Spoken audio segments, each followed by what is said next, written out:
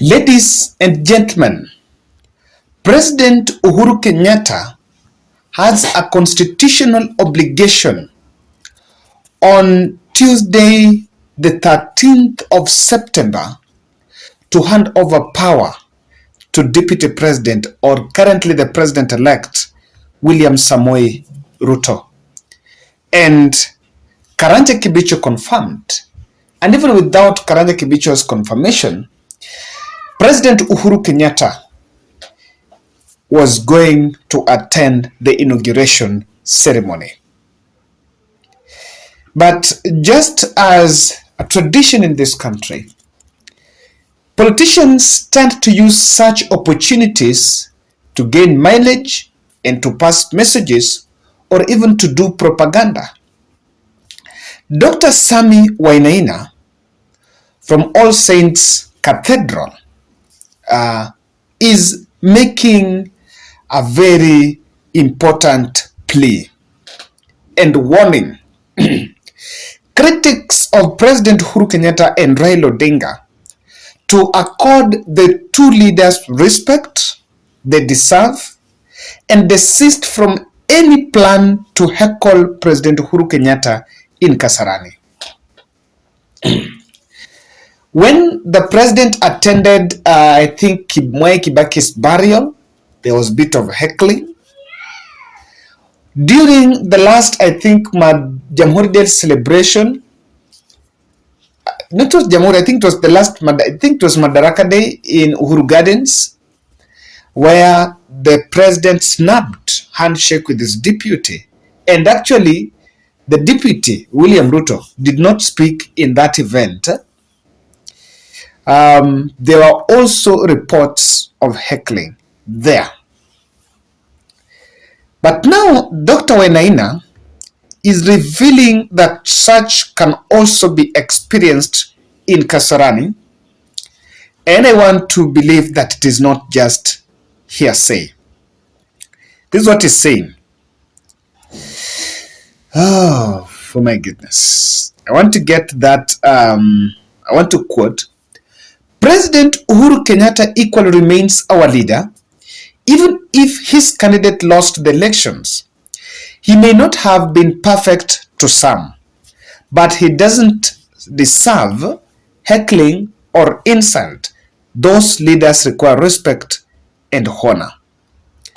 Any small heckling will be distasteful and disastrous to all of us.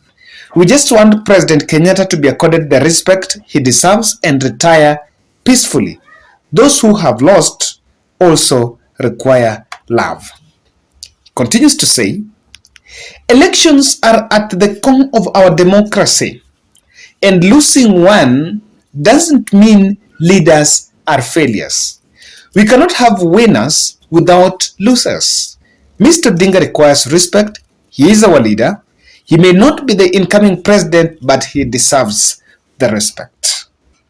Now, this is coming a day, like just 2 days to the swearing in. And I dare ask a question. Do you think the Catholic bishop was actually not, I don't think it's I think it's Catholic. Let me just look at it. All Saints Cathedral provosts. Yes. Do you think he's just giving a warning, or there is something that intel is coming out that is possible? And without much of that, I would just want to face the facts and tell Kenyans. Number one, if you don't like William Ruto, and you don't want that to just be part of that event, just stay home. DSTV will be live streaming, and some private media houses are also going to buy the feed from DSTV and KBC, and at the comfort of your home, you will still follow the proceedings. Actually, it will just take 4 hours from Sanne hadi Sanane. The swearing in must be done between 10 to 2 p.m. That is if you don't want. Number two, if you attend, and I love the fact that I listened to Rigathi Gachagua saying in Meru that they are going to ferry people from okay, that they're going to ferry people from Meru, Yena, Linturi to come and attend that swearing in.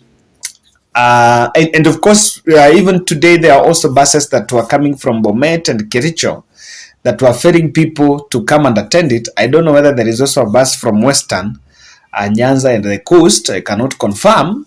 But the two routes, the Bomet and Kericho route, there are buses that have been packed, bringing people to the city. And also in Mount Kenya, I think Rigathi Gachagua and Lituri are confirming. While you are going to bring visitors in the city, yes, I think, guys, we just need to be peaceful. If there is the best thing that we need for ourselves, because peace is for all of us, both the person who doesn't support William Ruto and the person who supports William Ruto. So, if you come to the city, and also, you are from those umetoka huko home, don't come and trivialize other people. Get direct, Kasarani, watch, celebrate that victory, and you deserve that celebration. Then already get it one day. But don't get into those other things. Number three, don't just heckle people. I think, for me, that is neither here nor there. Now, Uhuru Kenyatta's public disapproval is not healthy for our electoral system. It's not healthy for the so-called democracy that we've agreed that we are all accepting the results of this election. Maybe not of any other thing, but we are nurturing our democracy. Even though I want to agree with people who say that as we nurture our democracy, there should be truth and justice. Otherwise, we are just pretending. Now, Uhuru Kenyatta oversaw a peaceful transition. And you will agree with me that if it were other leaders, someone who was in the shoes of President Uhuru Kenyatta, is an incumbent, is supporting a candidate, and there are reports of rigging, and a court even a case goes to Supreme Court, I'm telling you, we'll be having a different scenario. And so you can take away anything. You can deny President Uhuru Kenyatta any credit for the 10 years that he's been president. But you cannot deny the fact that President Uhuru Kenyatta oversaw peaceful transition. Even during the campaign trail, there was a lot of conversation coming that the president wanted to cling on power. That the president was using government machineries to push their so-called Raila Odinga. And even at the height of all those, they still, president oversaw transition. And you must give it to him. For the first time, we have a very peaceful campaign. We have peacefully contested election. And the next government is going to be formed. You must give it to him. So that public disapproval, honestly, I don't think is that negative. That energy is not needed. And another thing is, even William Ruto's government needs Uhuru's foundation. And there is a lot of building, just lifting on what the president has done. In fact, you'll be shocked to realize that even William Ruto's administration, 60% will be continuity.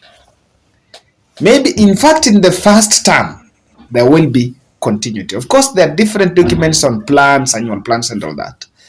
And they change. But on this, I have listened to the way DP Ruto have spoken about the state of the economy, on the way you have money, begging Kenyans to save so that they can borrow locally. And I analyze that. He is so worried That means that if there is something that was budgeted for and it was going na unaweza maliza hiyo, you rather go and finish that because that will cost you less compared to starting a project afresh. If you have to start afresh, you'll have to stabilize the economy first, is when you can think of bringing anything new. But you know, this country, there are 6.9 million people that voted for Raila Odinga. Those are Azimio supporters. There are also 7.1 million people that voted for William Ruto supporters.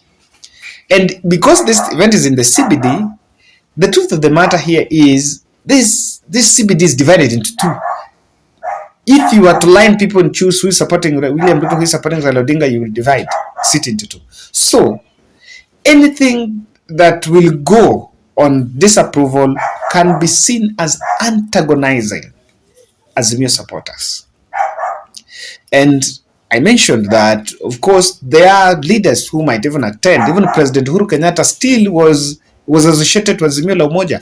It can be understood as disapproval or rather antagonizing Azimio supporters. So that is a bit unnecessary.